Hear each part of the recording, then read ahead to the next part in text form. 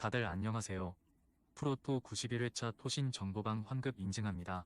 당첨금은 세후 금액인 거 알고 계시죠?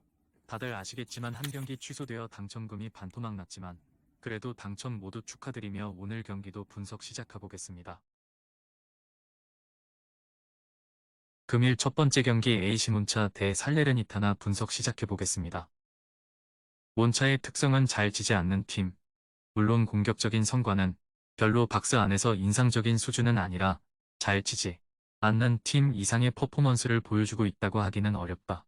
하지만 기본적으로 중원에 힘이 좋은 편이고 살레르니타나를 상대로는 한 골로도 충분히 승점 3점을 가져올 수 있는 상황이라고 할 수 있을 것.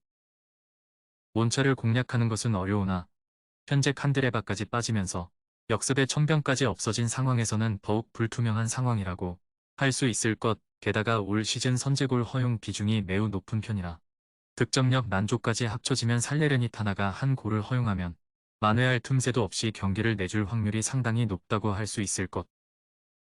몬차의 승리가 유력해 보인다. 여전히 득점력을 확신할 수는 없겠지만 살레르니타나의 공격력은 칸드레바 이탈로 인해서 더 떨어질 확률이 높은 상태. 몬차가 한 골을 넣기만 해도 단단한 코어의 힘을 바탕으로 버티면서 승점 3점을 가져올 수 있을 것.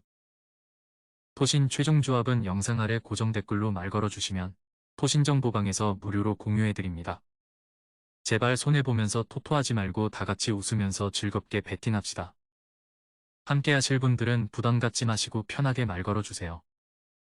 금일 두 번째 경기 라치오 대 아탈란타 분석 시작해보겠습니다.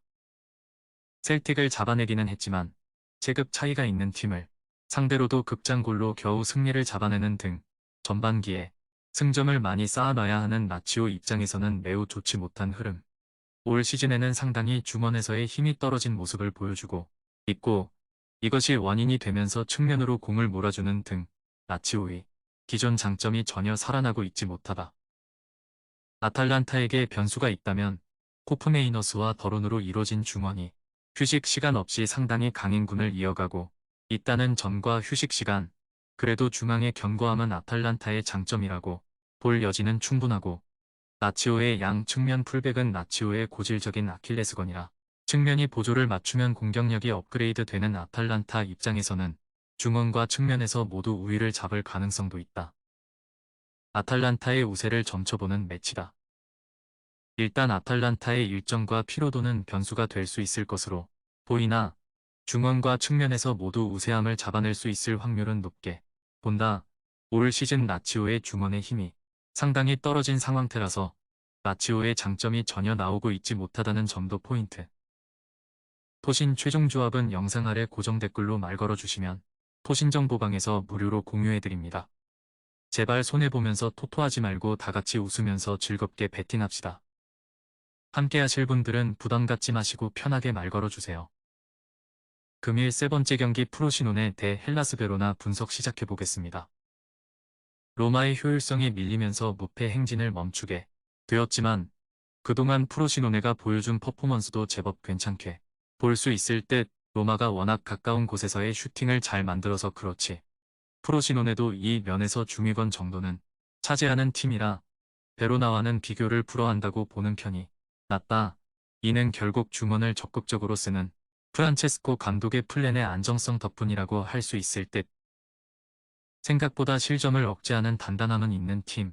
하지만 최근 4경기에서 득점이 하나도 없는데 공격 전개 자체가 문제라는 생각이 들 정도다. 홈 원정에서 모두 기대 득점은 0대를 기록하고 있고 박스 안으로의 공 투입도 매우 어려워하는 양상이 강하다. 프로시노네에게 한 골을 그대로 내주면 경기도 급격하게 기울 듯. 프로시노네의 승리를 점치는 매치다. 베로나의 버티는 능력이 제법 괜찮다고는 하지만 공격에서 보여주는 퍼포먼스와 전개의 차이가 매우 큰 것이 현실.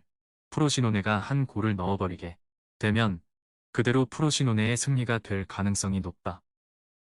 토신 최종 조합은 영상 아래 고정 댓글로 말 걸어주시면 토신정보방에서 무료로 공유해드립니다. 제발 손해보면서 토토하지 말고 다같이 웃으면서 즐겁게 배팅합시다.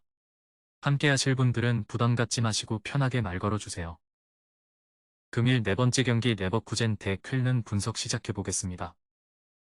주중 경기 리스크가 적어도 공격에서는 없을 것이다. 지난 경기에서 주력 멤버인 보니페이스와 비르츠를 동시에 아꼈고 승리까지 만들어낸 상황이기 때문 사실 쾰른을 상대로는 레버쿠젠이 상당히 좋은 페이스를 유지할 수 있는데 일단 경합 상황에서 상당히 좋은 수치를 기록하고 있는 데다 올 시즌 공중볼 경합 성공률도 리그 최상위 수치를 기록하고 있다. 점점 수렁으로 빠져들고 있다. 크로스 전술은 잘 통하지 않고 있고 전방에 힘을 준 포메이션도 수비 상황에서의 난조로 이어지는 중 앞서 언급했다시피 레버쿠젠이 쾰른을 상대로 완전히 맞춤으로 나올 수 있고 비슷한 성향의 슈투트가르트에게도 패하는 등 쾰른이 상당히 험난한 경기가 될 가능성은 충분히 높게 볼 수 있을 것이다.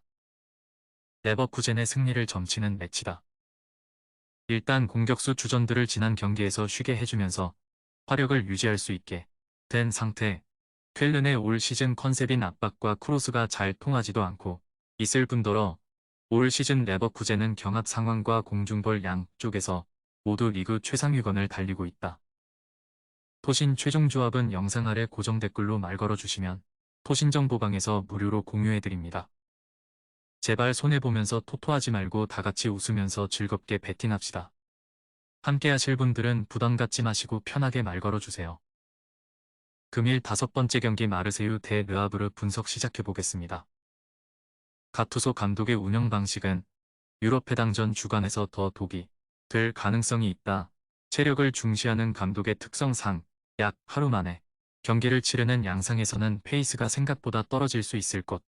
4-3-3-3으로 공격적인 운영을 고집하는 편이라서 르아브르 특유의 효율 높은 역습도 부담스러울 수 있는 경기가 될 것으로 본다. 생각보다 공격적인 스타일의 팀을 원정에서 잘 상대를 해왔다. 렌이나 몽펠리에를 상대로 2-2로 무승부를 기록하는 모습. 물론 상대를 끌어당겨야 하고 압박의 성공률이 너무 낮아서 수비적으로는 문제가 생기는 경우가 작기는 하지만 생각보다 역습의 결정력과 효율이 좋다는 점은 감안할 필요가 있을 듯. 르아브르도 생각보다 원정에서 공격적인 팀을 잘 잡아왔다는 점을 생각할 필요가 있을 것이다. 물론 르아브르도 수비력에서는 의문부호가 남아있기는 하다.